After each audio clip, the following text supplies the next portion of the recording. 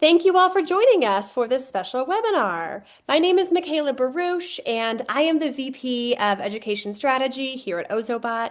And today we are joined by four Ozobot certified educators who are here to share ways they have successfully secured funding for their STEM programs and for their schools via grants.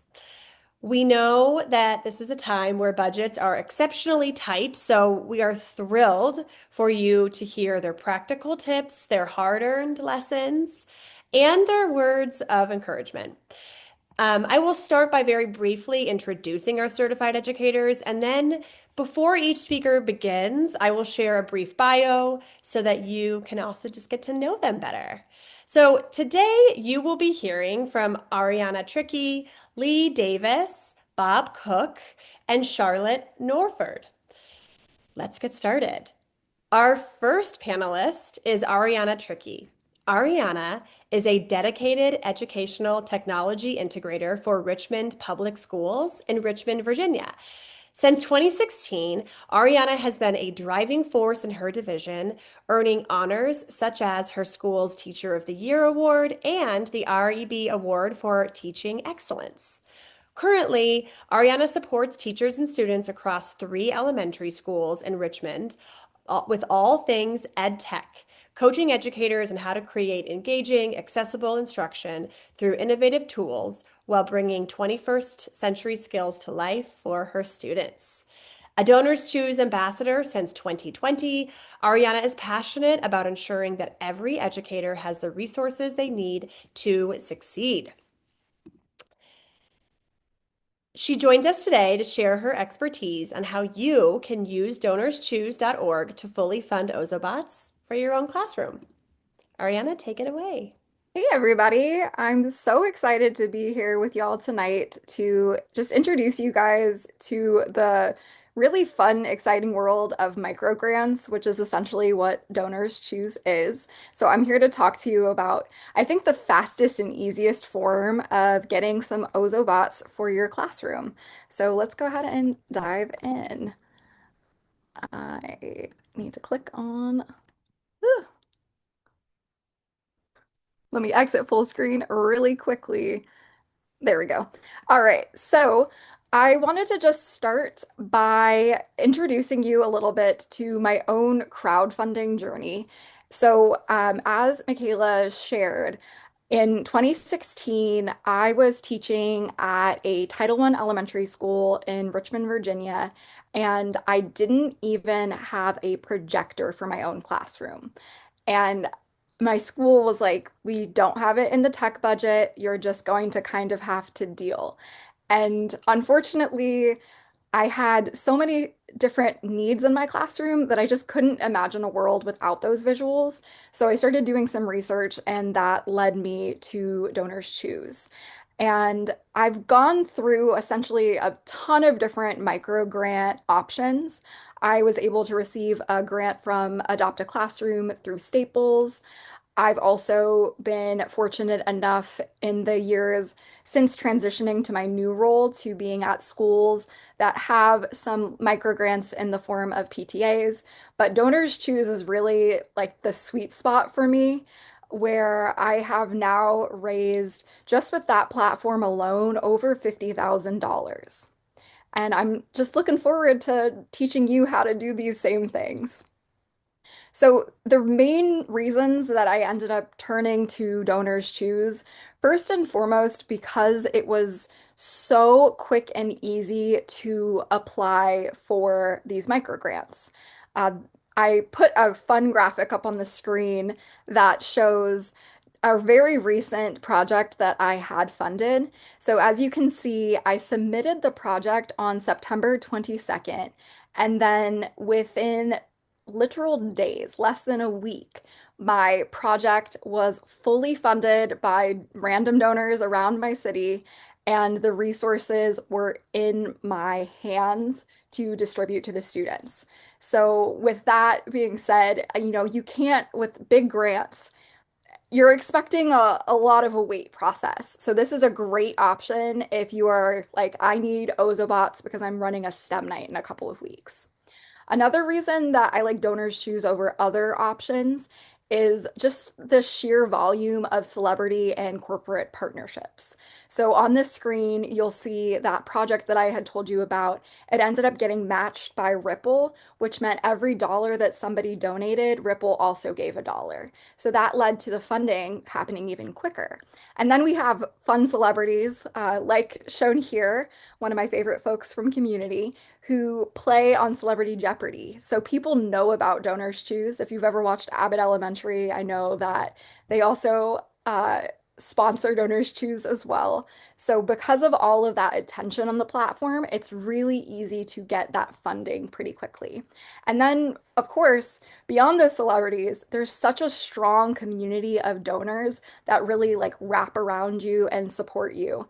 I find that there is just a wonderful network in the schools that I work with that they want to support their local schools and they get excited to see the STEM opportunities that I'm bringing into the school system. And so they tend to donate to me a lot, which is awesome. So now I want to teach you some of those tips and tricks that have applied to my success with the platform over the past decade. So the very first tip and trick is when you first create your Donors Choose account, make sure you fill out your profile entirely. There's going to be an optional survey and you're going to list that demographic data. Donors Choose is often going to find like partnerships to support teachers that come from backgrounds that are not represented as strongly in the field. One of the schools that I work at had like a really strong population of Latino teachers, and they ended up getting $50 gift cards towards Donors Choose from filling out their optional survey, just to give them a little bump, which was awesome. You'll also see that you'll put in some just like general information. Like I do a whole lot in my schools, so I'm able to check off all of the different areas that I support, and sometimes there's just offers that apply to those unique situations. Next up is look out for match offers. So, like I said, with those corporate sponsorships, you are going to see every single month they are going to partner with somebody new for a specific topic.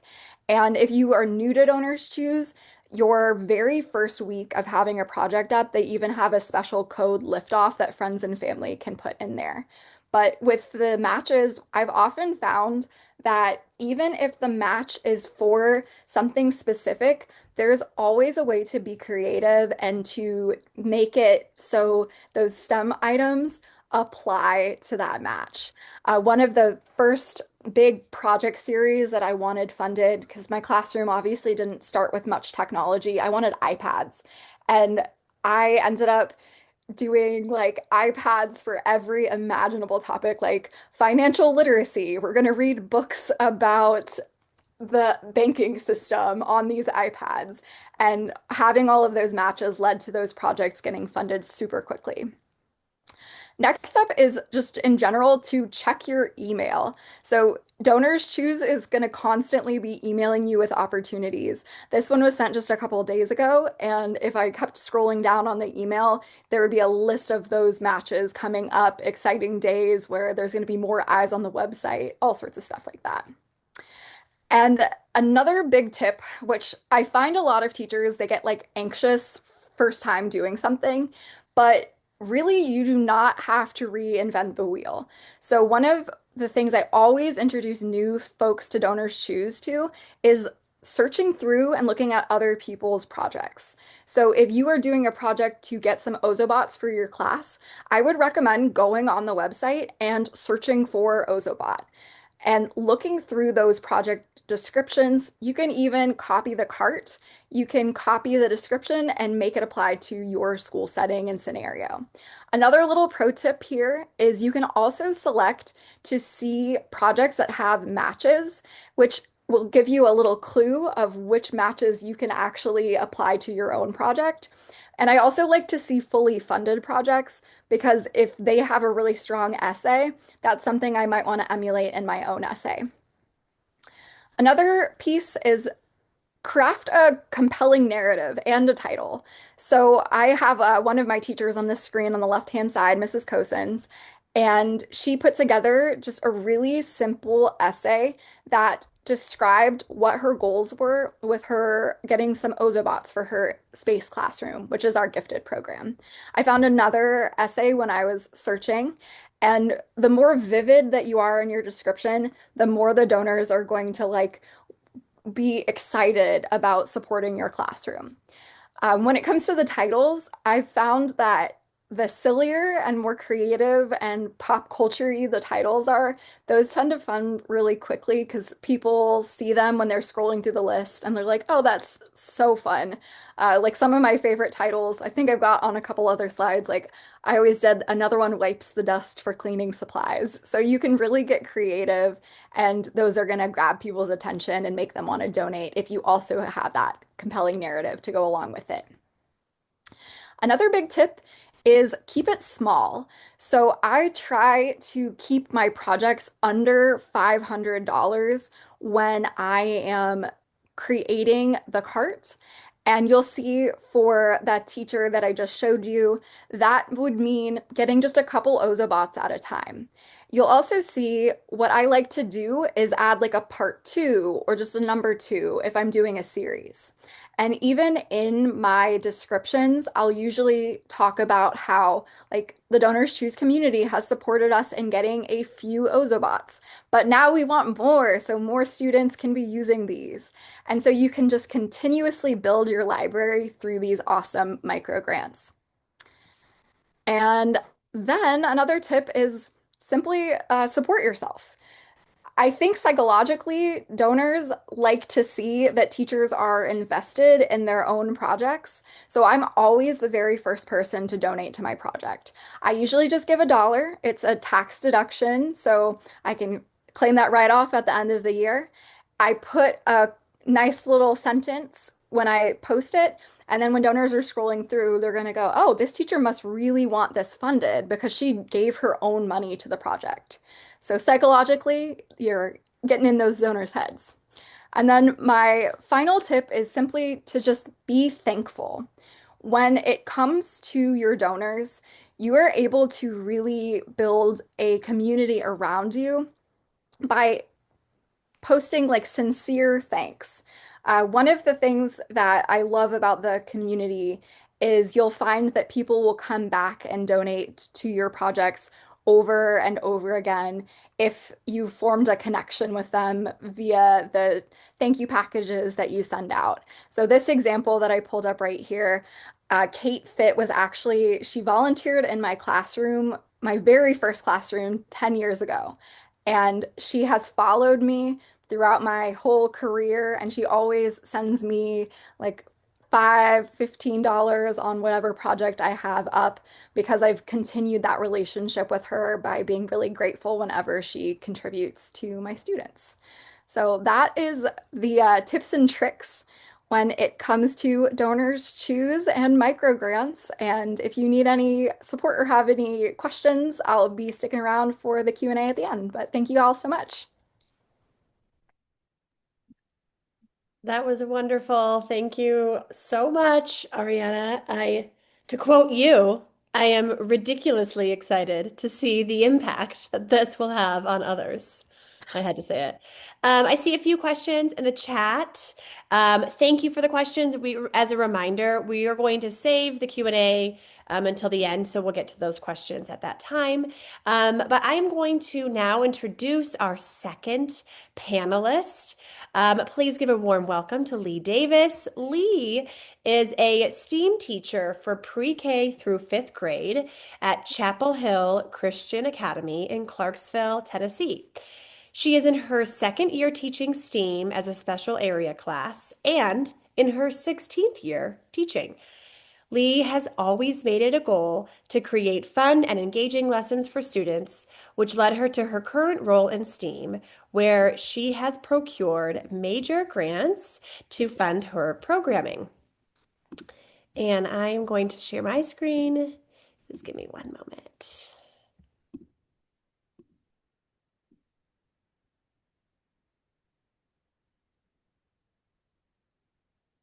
Well, I just want to say thank you to everyone for tuning in and listening for some of our tips. All right, Lee, take it away. All right. Well, I just feel like I've learned as a teacher, if you can write a lesson plan, you can write up a grant. The first time I was offered to write one, I had no idea what I was doing, but I just tried to think of it as a lesson plan, and we did it and we got it. So that was really great. I just think about like why would we apply for STEM grants? As you guys know, STEM is expensive. Equipment is expensive. A lot of times, just because they're STEM supplies, they automatically cost us a lot. And grants open doors that we might not be able to do by ourselves. One grant seems to lead to another that leads to opportunities. Sometimes the donors will come to your school to see the product of what they've been giving. And then they'll ask you, and this has happened, what else do you need? I support this. I love what you're doing. If there's anything I can do, let me know because I would love to help you guys more. So they get excited. So you meet people and you make those connections. And then funding, it just makes opportunities for your children, your students. They get to have more experiences, work with robotics, Ozobots, all those amazing things. And it just gives them a different way of learning when it comes to that. And again, I have learned one grant can lead to another opportunity, to another grant. And it can just kind of be a snowball effect to build some momentum that you never would have if you didn't try it in the first place. Sometimes the grant donor or the organization will reach out and say, hey, did you know that we also do this or this? Here's some other things to let me advise you with. And it's really great because then you get so much more and so much more help and support. And so my grant journey, again, I was a fifth grade teacher, and different ones approached in our area that they heard about a STEM grant, and I like to do a lot of STEM teaching. And they said, hey, I think you guys should apply for it. So I did some research. I looked up about what other recipients had done, their ideas. Of course, bots were one of them. And we applied and we received the grant. A couple of years later, I thought, I think we could do this again. There's some other ideas of things I would want. And since I had done it once, I had some good ideas about what to do, applied again, and again we received it. Not long after the second grant, I got an email that said, hey, would you like more money? I truly thought it was a joke. I was like, this is a scam. Why is someone giving us money? But it led to an energy program that TVA was having, and they offered us an automatic $10,000 with a shot at 25. And again, none of that would have happened if we hadn't ever applied in the first place. So currently we are participating in the Energy Uplift Program, and that's where part of your utility company comes along with the Energy Corporation, and they will even give a $250 grant for school improvement if you qualify. And so that was just amazing that if we'd never started that first journey, that first small grant, how it snowballed into so many other opportunities and leads that we never would have dreamed from. Just $10,000 is a lot of equipment. And I thought, okay, this is an energy grant. We can only get this. And they're like, whatever helps and improves your school, you can ask for it. So those were really amazing opportunities just from the beginning. Things that I learned, and I cannot stress this enough, when applying for grants, whatever you write up, whatever you do, save it because the idea could come in handy later. Just the logistics of things that you have to answer and write. If you're doing it multiple times, copy and paste, save those things. It's so much help.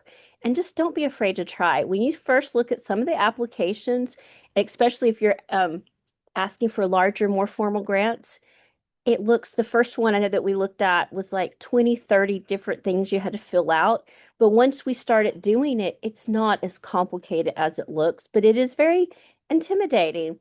And I thought, okay, my proposal, I was writing what looked like an essay. And then it was like, just stick to the basics. We just want to know the small portion. So I realized, okay, that's a lot simpler. focus on the outcomes of your students. What are you going to make at the end? What is it going to be like? Because there's a good chance that whoever's sponsoring wants to come and see where their money went. What is it? What is the outcome? What does it look like? And be clear about what you want funded. When you're coming up with your ideas, be scoping and looking at, like, even have a doc that says, here's my prices, here are the things, this is where I'm getting it. So, and it takes time, but writing lessons takes time.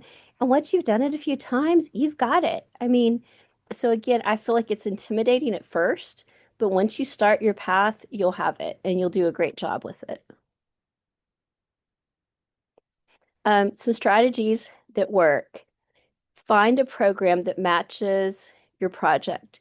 There are car businesses. There's like Toyota. There's all different kinds of places that they want those future employees. They want those skills. They will sponsor some of your projects, and there could be grants out there for it. Look at past recipients, kind of get an idea of what they're looking for.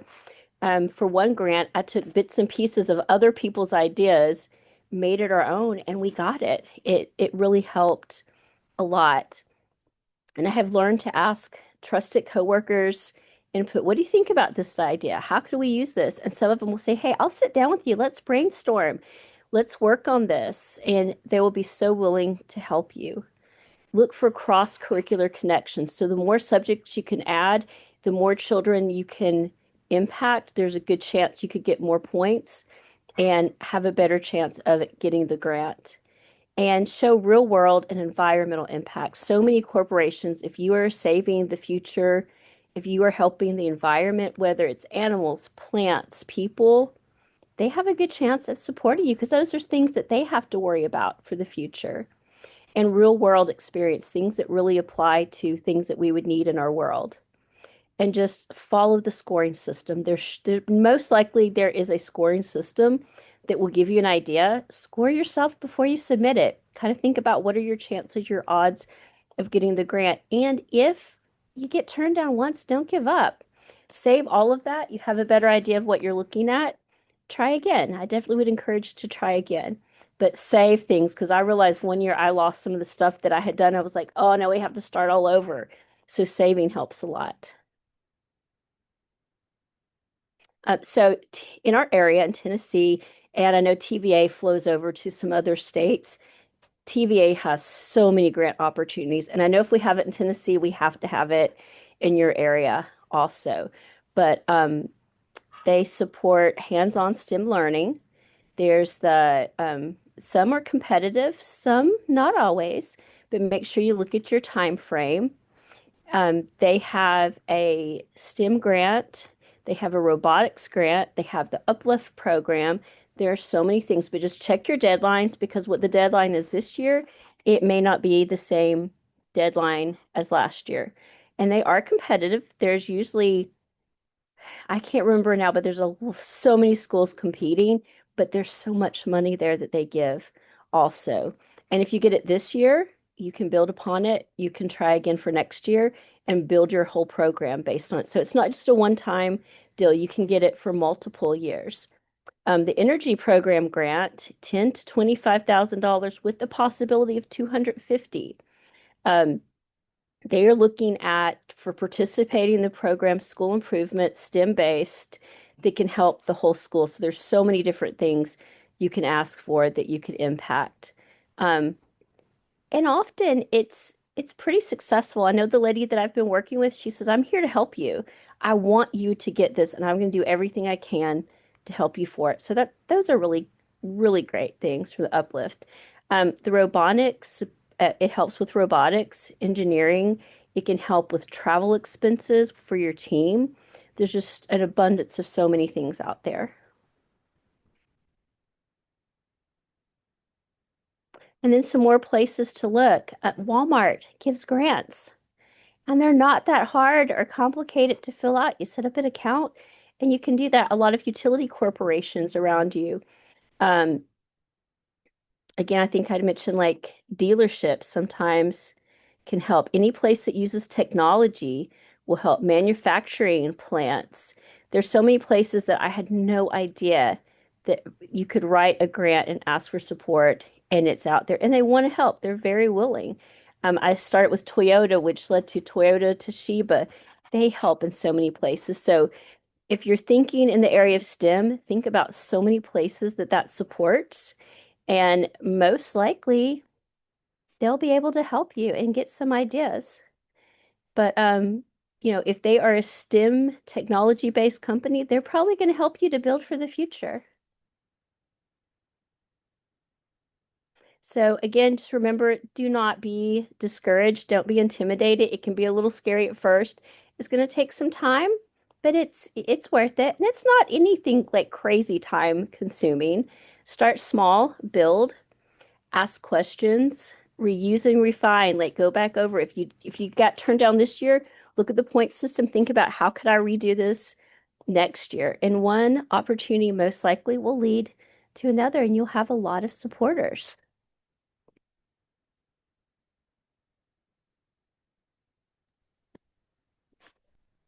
Thank you so You're much, Lee, welcome. for those wonderful tips. I love the tagline.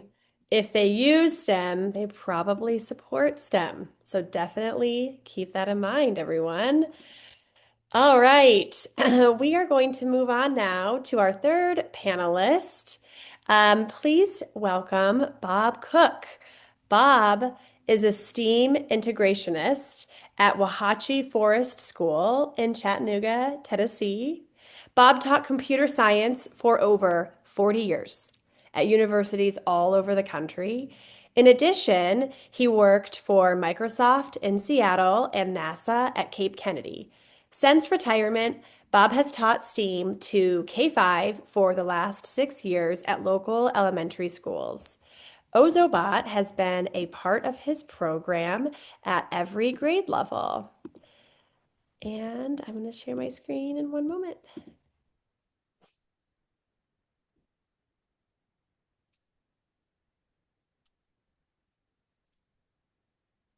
All right, take it away. For some reason, it's tiny on my screen. I don't know whether the first, well, of How's it course, they were, it's how's it look just, now, Bob? it's just like an inch by half inch. Oh, really? Okay, let me fix that because it shouldn't be that way. Yeah. Hold on one second. It was the same for Lee's presentation too.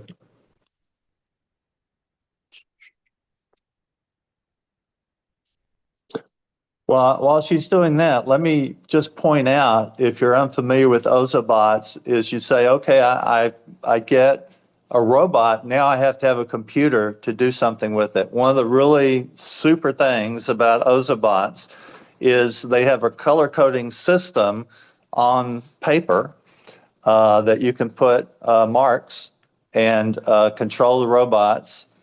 And they have hundreds of lessons at their classroom site that uses the color codes. So if you have computers, great. If you don't, then you can use them in a lot of different subjects as well. So we'll go on and, I guess, proceed. You can, maybe it'll get bigger or something.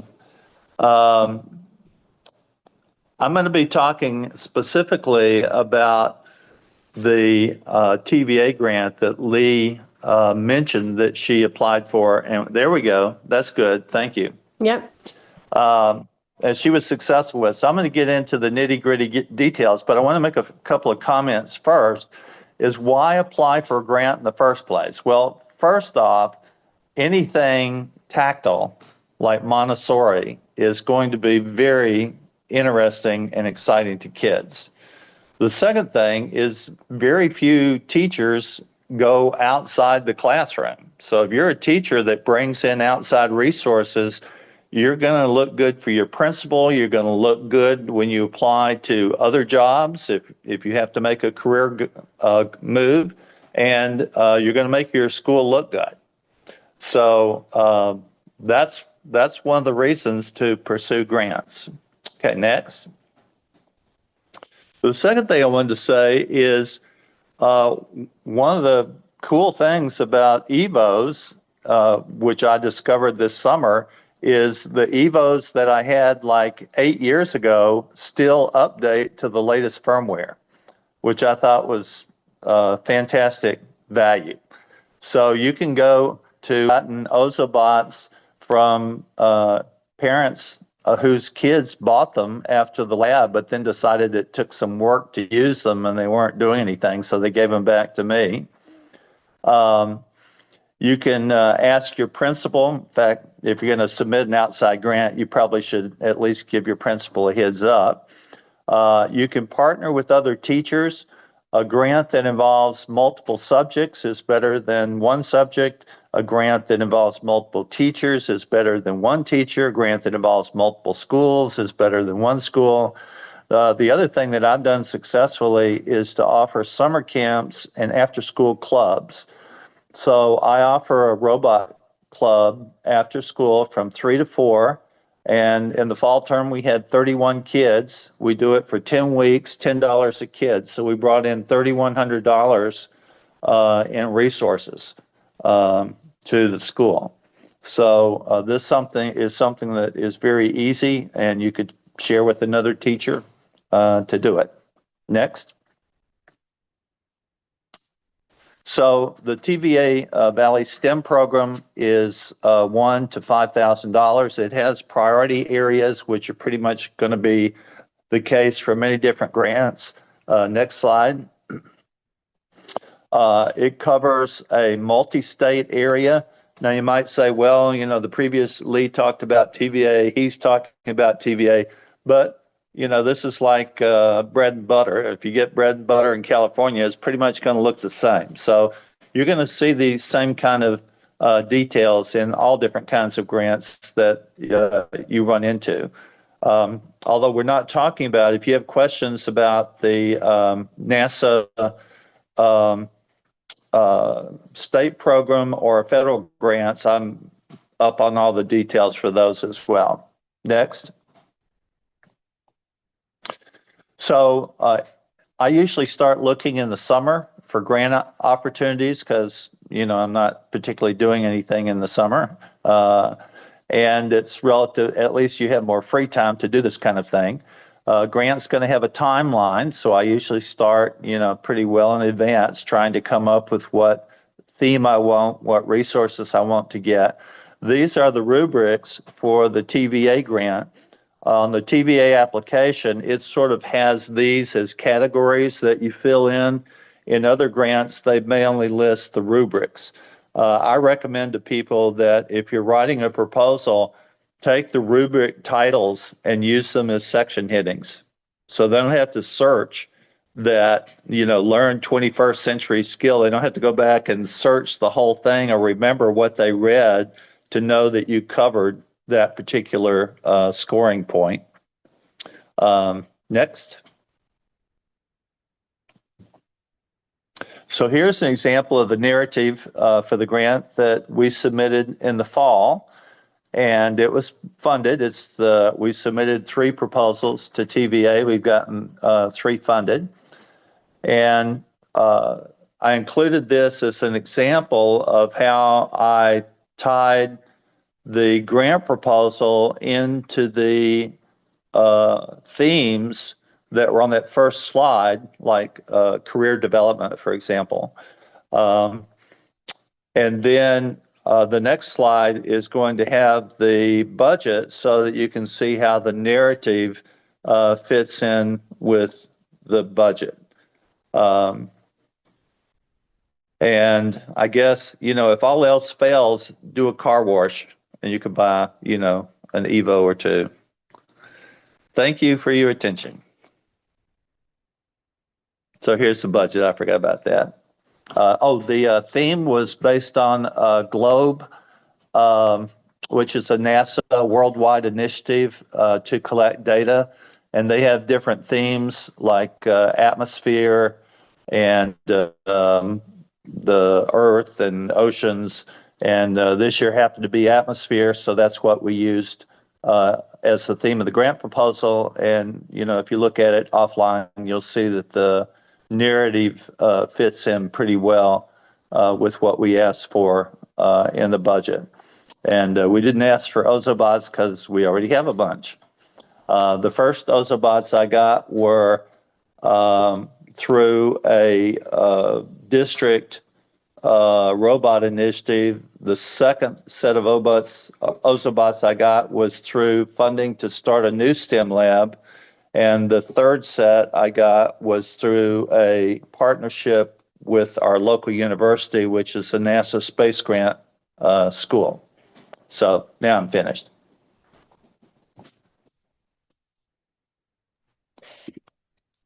Thank you so much, Bob, for that. And I like that ending advice. If all else fails, do a car wash.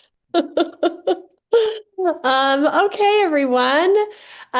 We are rounding this out with our fourth and most amazing panelist, Charlotte Norford. She is a K-5 STEM teacher at Deltona Elementary in Spring Hill, Florida.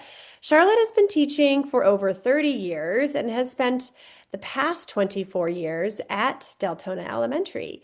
Throughout her career, she has taught special education as well as second and fourth grades, including many years in inclusion-based fourth grade classrooms. For the past 7 years, she has served as the K-5 STEM teacher.